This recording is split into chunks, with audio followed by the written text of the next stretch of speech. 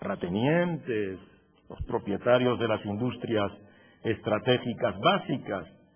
Ya no son solo los poderes de la reacción tradicional, la Iglesia, las Fuerzas Armadas. Ahora son los poderes mediáticos los que pasan a dar la batalla política, en nombre, dicen, de la libertad de expresión, contra los programas que defienden los intereses del conjunto de los ciudadanos.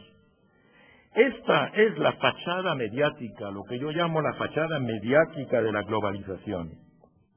Y esta fachada es la que revela de la manera más clara, más evidente, más caricatural, la ideología de la globalización liberal. Por eso podemos afirmar que los grandes grupos mediáticos se han convertido en el aparato ideológico de la globalización. El aparato ideológico, el brazo ideológico, el instrumento ideológico. Ellos son quienes dan las ideas que confirman y dan un marco, digamos, un marco de ideas, un marco conceptual a la manera en que debe ser aceptada la globalización por la ciudadanía. De ahí que medios de comunicación y globalización sean dos conceptos íntimamente ligados, en mi opinión, y que sea necesario desarrollar una reflexión sobre cómo nosotros, los ciudadanos, podemos exigir de los medios más ética. ¿Cómo podemos exigir que simplemente digan la verdad? ¿Cómo exigir el respeto de una deontología que obligue a los periodistas, la mayoría de ellos serios y honestos, a actuar en función de su conciencia y no a actuar en función de los intereses de los grupos, de las empresas o de los patronos que los emplean? Hemos constatado que, por una parte, los medios son utilizados hoy como un arma de combate en la nueva guerra ideológica, pero también que la información, por su explosión, por su multiplicación, por su sobreabundancia, se encuentra hoy literalmente contaminada, envenenada por toda clase de mentiras, rumores, distorsiones, manipulaciones. De ahí que los ciudadanos tengan una necesidad urgente de recurrir a un referente que les garantice o que les asegure que la información que el ciudadano va a consumir es una información válida, seria, segura, verídica, verdadera. La información ha pasado a ser una mera mercancía. Hoy, en tanto que información, se le considera menos, estos grupos, grandes grupos mediáticos, la consideran menos que una mercancía, y una mercancía que tiene varias características. Una de ellas es que hoy la información es una materia prima estratégica, una materia prima fundamental, porque es la que procura, como pudo hacerlo el petróleo en una época o el uranio en una época, pero en menos sucio, procura hoy el mayor poder y los mayores beneficios.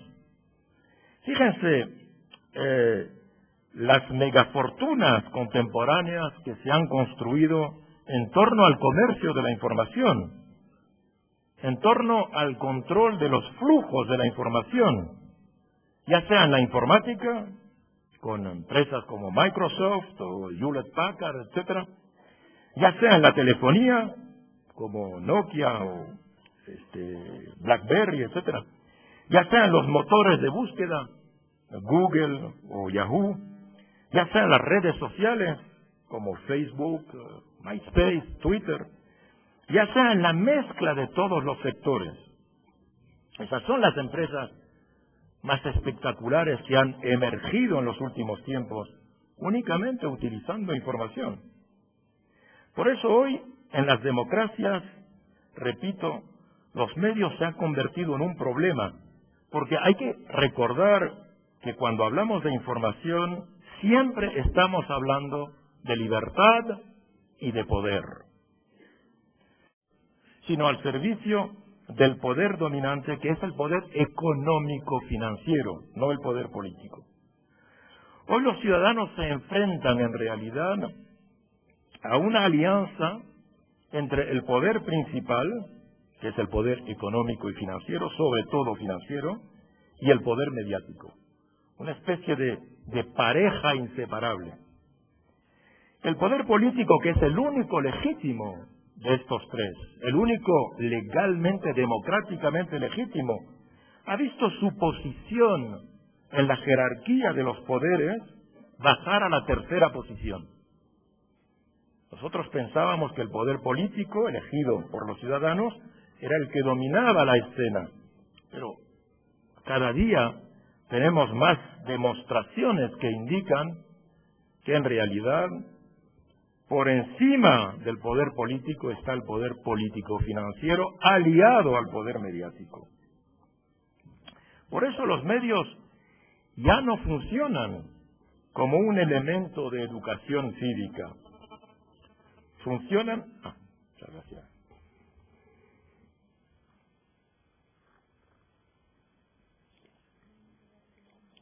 Los medios, digo, ya no funcionan como un elemento de educación cívica. Funcionan como una mercancía. No obedecen a las leyes de la información.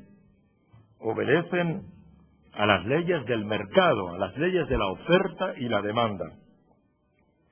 Pero por otra parte también, ustedes dirán, sí, pero es una curiosa mercancía. Yo he dicho que es una materia prima estratégica. Es una curiosa mercancía porque en realidad la información es gratuita. Cuando yo recibo información en la televisión no pago. Cuando recibo información en la radio no pago. Cuando consulto información en Internet no pago. En realidad es una información prácticamente o casi siempre gratuita. Entonces, ¿cómo funciona el negocio de la información? Pero yo quisiera decirles que el negocio de la información no funciona como ustedes se imaginan. El negocio de la información no consiste en vender noticias a los ciudadanos, sino en vender ciudadanos a los anunciantes. Por eso la doy gratuita, porque como es gratuita habrá más ciudadanos que vendrán a consultarla. Pero si la doy gratuita, no voy a querer pagar mucho por ella, porque la voy a regalar. Y por consiguiente voy a tratar de regalar una información de muy mala calidad.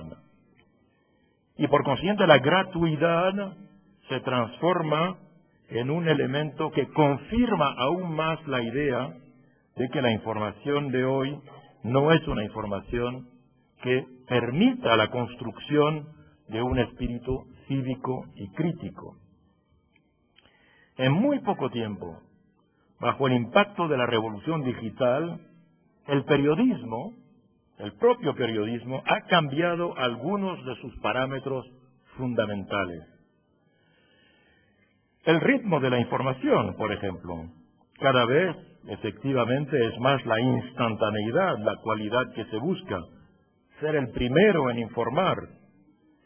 Y de esa manera se entra en una competición con la propia blogosfera, con el propio universo de los millones de testigos que asisten en directo con sus teléfonos celulares a los acontecimientos y que cuelgan en Internet lo que han visto, lo que han presenciado, lo que han podido fotografiar, lo que han podido filmar con sus teléfonos. Y la carrera de la instantaneidad conduce a que cada vez es más difícil de verificar esa información que se transmite en tiempo real. Y si no hay tiempo para verificar, evidentemente no hay tampoco la posibilidad de garantizar que esa información que recibimos es una información verdadera. Por eso se han multiplicado tantos errores últimamente. Por eso hoy vivimos en lo que yo llamo un estado de inseguridad informativa.